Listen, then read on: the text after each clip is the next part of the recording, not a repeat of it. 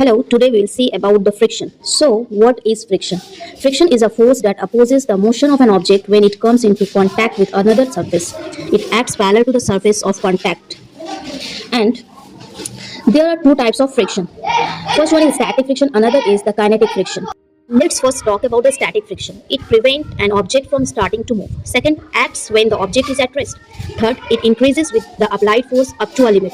And fourth, maximum static friction is just before the object begins to slide. As you can see here, a person is applying a force to this box and box is not moving. So you can say here we have an static friction. Because at both the side 8 Newton of force is applied and they are getting cancelled out. Now person increases its frictional force but applied force is also increases and the sum of forces becomes zero. At last, maximum limit of static friction is called the limiting friction.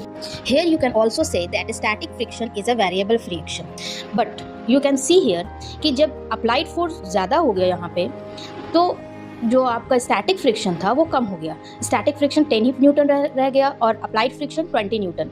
तब जाकर ये body क्या हो रहा है, displace कर रहा है. Now let's talk about the kinetic friction. Ever noticed how a sliding object slowly comes to a stop? That is because of only kinetic friction. Kinetic friction is the force that resists motion between two surfaces that are already moving against each other. Next time slide and fail, just say thank you physics. Thank you, have a great day, and please follow my channel for such amazing facts.